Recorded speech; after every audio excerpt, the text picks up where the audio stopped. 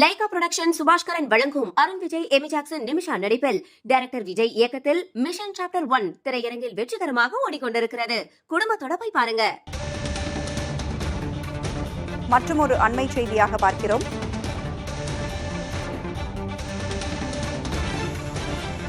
நாடாளுமன்ற தேர்தல் நெருங்கும் நிலையில் மக்கள் நீதி மய்யம் கட்சித் தலைவர் கமல்ஹாசன் உறுப்பினர்களோடு ஆலோசனையில் ஈடுபட்டிருக்கிறார். மக்களவைத் தேர்தல் தொடர்பாக நிர்வாக குழுவைச் சேர்ந்த 5 பேர், செயற்குழு நிர்வாகிகள் 27 பேர் ஆலோசனையில் பங்கேற்றிருக்கிறார்கள்.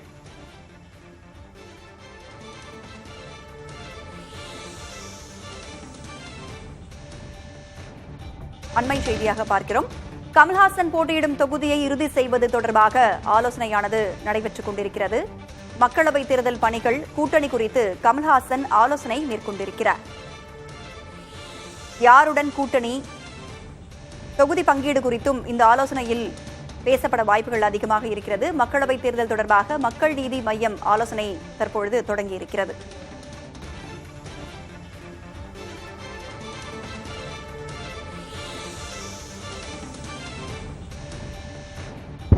மக்களவைத் தேர்தல் தொடர்பாக மக்கள் நீதி மய்யம் ஆலோசனையானது தற்பொழுது தொடங்கியிருக்கிறது.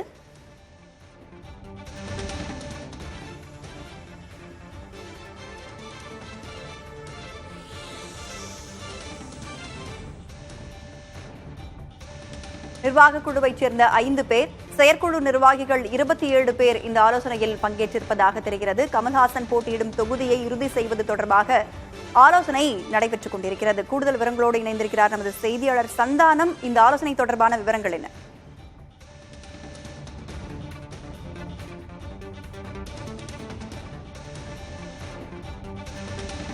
மக்கள் நீதி மய்யம் கட்சியினுடைய தலைவர் கமல்ஹாசன் தலைமையில் மக்கள் நீதி மய்யம் கட்சியினுடைய செயற்குழு கூட்டம் என்பது தற்போது தொடங்கியிருக்கிறது. நேற்று புதுச்சேரி மாநிலத்தை சார்ந்த நிர்வாகிகளுடன் செயற்குழு கூட்டம் என்பது நடைபெற்று முடிந்திருக்கக்கூடிய சூழல் தான் தற்போது சென்னை ஆழ்வார்பேட்டையில் இருக்கக்கூடிய மக்கள் நீதி மய்யனுடைய கட்சியினுடைய தலைமை அலுவலகத்தில் இந்த செயற்குழு கூட்டம் என்பது தொடங்கியிருக்கிறது. நேற்று கூட்டத்திற்கு பின்பு கூட்டணி குறித்தான முடிவுகள் குறித்து தற்போது பேசவில்லை என தெரிவித்தாலும் கூட தற்போது இன்று நடைபெறக்கூடிய இந்த செயற்குழு கூட்டத்தில் மக்கள் நீதி மய்யம் கட்சியின் சார்பாக வருகின்ற நாடாளுமன்ற தேர்தலில் யாருடன் கூட்டணி அமைக்கப் போகிறோம், அதே போன்று கூட்டணியில பேச்சுவார்த்தை நடத்துவதற்கான குழு அமைப்பது தொடர்பாகவும் நாடாளுமன்ற தேர்தலுக்கான அதே போன்று குறித்தான ஆலோசனைகள் அமைப்பது தொடர்பாக தற்போது இந்த ஆலோசனை என்பது தொடங்கி நடைபெற்றது. குறிப்பாக நம்ம ஏற்கனவே பார்த்தோம், ஈரோடு கிழக்கு தேர்தலுக்கு பிறகு தொடர்ச்சியாக இந்தியா கூட்டணிக்கான ஆதரவை மக்கள் நீதி மய்யம் கட்சியினுடைய தலைவர் கமல்ஹாசன் எடுத்து வருகிறார். இந்த நாடாளுமன்ற தேர்தலும் கூட கடந்த 2019ஆம் ஆண்டு நாடாளுமன்ற தேர்தலில் தனித்து போட்டியிருந்தாலும் கூட இந்த நாடாளுமன்ற தேர்தலை பொறுத்தவரை கூட்டணியுடன் இந்த தேர்தலை களமிறங்குவதற்கு தான் அவங்க திட்டமிட்டிருக்காங்க. குறிப்பாக தென் சென்னை மற்றும் கோயம்புத்தூர் ஆகிய 2 தொகுதிகளில் ஏதேனும் ஒரு தொகுதியை கூட்டணியிலிருந்து பெற்று போட்டியிட வேண்டும் என்பது கமல்ஹாசன் தரப்பினுடைய ஆலோசனையாக இருக்கிறது. இதற்காகவே 2 தொகுதிகளிலுமே பூத் கமிட்டி அமைக்கும் பணி என்பது முழுமையாக நடைபெற்றிருக்கிறது. அதே போன்று பார்த்தோம்னா தமிழகம் முழுவதும் 234 தொகுதிகளும் தொகுதிக்கு ஒரு மாவட்ட செயலாளர் என கிட்டத்தட்ட 90% வரை அந்த பணிகள் என்பது நடைபெற்று முடிந்திருக்கக்கூடிய சூழ்நிலை தான் தற்போது இந்த நாடாளுமன்ற தேர்தலுக்கான இறுதிக்கட்ட முடிவெடுப்பது, எந்த தொகுதியில் போட்டியிட வேண்டும், அதே போன்று தேர்தல் வாக்குறுதிகள், எந்த கூட்டணியில யார் பேச்சுவார்த்தை நடத்த வேண்டும் என்பது குறித்தான இறுதி முடிவெடுப்பது தொடர்பாக தற்போது இந்த ஆலோசனை கூட்டம் என்பது தொடங்கியிருக்கிறது. இன்னும் 1 மணி நேரத்துக்கு இந்த ஆலோசனை கூட்டம் முடிவு பின்பு மக்கள் நீதி மய்யம் கட்சியினுடைய தலைவர் கமல்ஹாசன் செய்தியாளரை சந்தித்து இந்த கூட்டத்தில் எடுக்கப்பட்ட முடிவுகள் குறித்து விரிவாக தெரிவிக்கப்பட்டிருக்கிறார். இந்த கூட்டத்தை பொறுத்த வரைக்கும் செயற்குழு உறுப்பினர்கள் ஒவ்வொருவரையுமே தனியாக அழைத்து இந்த நாடாளுமன்ற தேர்தலுடைய களம் குறித்தும் அதே போன்று கட்சியின் சார்பில் கடந்த 1 ஆண்டுகளில் எடுக்கப்பட்ட நடவடிக்கைகள் தொடர்பாக விரிவான ஆவணங்களையும் கொண்டு வர சொல்லப்பட்டிருக்கிறது. அந்த ஆவணங்களையும் வாங்கி அவர் பார்க்க இருக்கிறார்கள். ராதா,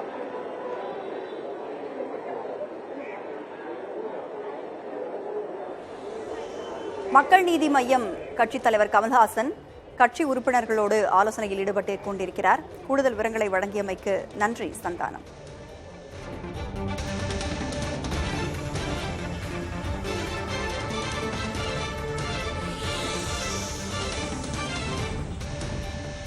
கமல்ஹாசன் போட்டியிடும் தொகுதியை இறுதி செய்வதற்கான ஆலோசனை கூட்டம் தொடங்கியிருக்கிறது. கமல்ஹாசன் கோவையில் போட்டியிடுகிறாரா என்ற கேள்வியும் எழுந்திருக்கிறது. இது தொடர்பான கூடுதல் விவரங்களோடு இணைந்திருக்கிறார் நமது செய்தியாளர் சுதீஷ். கோவையில் போட்டியிட விரும்புவதாக கடந்த ஆண்டு கமல்ஹாசன் தெரிவித்திருந்தார். தற்போதைய நிலவரம் என்ன?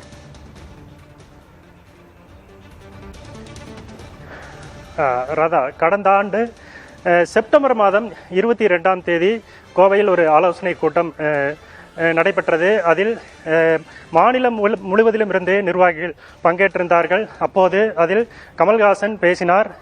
எனக்கு மூக்கு உடைந்தால் பரவாயில்லை, மருந்து போட்டு வந்து மீண்டும் கோவையில் போட்டியிடுகிறேன் என்ற ஒரு வாக்கியத்தை அவர் தெரிவித்திருந்தார். மாநில நிர்வாகிகள் ஒவ்வொருவருமாக அதற்கு முன்பாக தங்களது மாவட்டங்களில் கமல்ஹாசனை நிற்க வேண்டும் என்று அவர்களுடைய விருப்பத்தை தெரிவித்து வந்தார்கள்.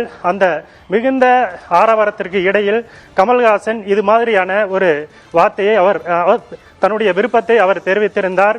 ஏனென்றால் கடந்த சட்டமன்ற தேர்தலில் கோவை தெற்கு தொகுதியில் அவர் போட்டியிட்டு இருந்தார்.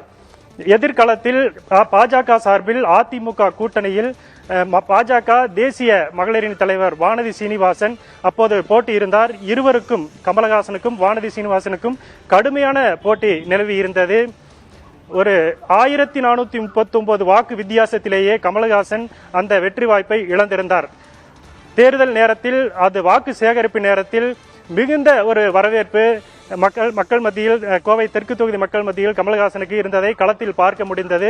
பெண்கள், புதிய வாக்காளர்கள், இளைஞர்கள் வாக்குகளை அவர் தன் பக்கம் ஈர்த்திருந்ததையும் நாம் பார்க்க முடிந்தது. அந்த அடிப்படையில் கோவை தனக்கு ஒரு தகுதியான ஒரு சிறந்த இடமாக இருக்கும் என்று அவர் நினைத்ததன் அடிப்படையிலேயே கோவையில் நிற்பதற்கான அந்த அவருடைய எண்ணத்தை கடந்த ஆண்டு செப்டம்பர் மாதம் 22ஆம் தேதி கோவையில் நடைபெற்ற மக்கள் நீதி மய்யம் கட்சியினுடைய அந்த ஆலோசனை கூட்டத்தில் தன் விருப்பத்தை வெளிப்படையாகவே அவர் தெரிவித்திருந்தார். அதற்கு தங்களுடைய தலைவர் கோவையில் நிற்க விருப்பம் தெரிவிக்கிறார் என்ற கருத்தை அவர்களும் தொண்டர்களும் புரிந்து கொண்டார்கள். அதன் அடிப்படையில் தான் தற்போது கோவையும் ஒரு பிரதான இடமாக மக்கள் நீதி மய்யம் கட்சி தலைவர் கமல்ஹாசன் பாராளுமன்ற தேர்தலில் தன்னுடைய தொகுதியாக தேர்வு செய்யும் ஒரு தொகுதியாக, முக்கிய தொகுதியாக கோவையும் எதிர்பார்க்கப்பட்டு வருகிறது. அங்கு அந்த சொற்ப வாக்கு வித்தியாசத்தில் அந்த வெற்றி வாய்ப்பை இழந்திருந்த நிலையில் மீண்டும் கோவை மக்கள் தனக்கு அந்த வெற்றிக்கு ஒரு வாய்ப்பை அளிப்பார்கள் என்ற ஒரு நம்பிக்கையோடு அவர் கோவை பாராளுமன்ற தொகுதியை தேர்வு செய்வார் எனவும் ஒரு எதிர்பார்ப்பு இருக்கிறது. ராதா, சட்டப்பேரவை தேர்தலில் கோவை தொகுதியில் போட்டியிட்டு வெற்றி வாய்ப்பை இழந்த கமல்ஹாசன் தற்பொழுது நாடாளுமன்ற தேர்தலிலும் கோவையில் போட்டியிட போவதாக விருப்பம் தெரிவித்திருக்கிறார். என்ன நடக்கிறது என்பதை தொடர்ந்து பார்க்கலாம். சுதேஷ், விவரங்களுக்கு நன்றி. லைகா புரொடக்ஷன் சுபாஷ்கரன் வழங்கும் அருண் விஜய், எமி ஜாக்சன், நிமிஷா நடிப்பில் டைரக்டர் விஜய் இயக்கத்தில் மிஷன் சாப்டர் 1 திரையரங்கில் வெற்றிகரமாக ஓடிக்கொண்டிருக்கிறது. குடும்பத்தோட போய் பாருங்க.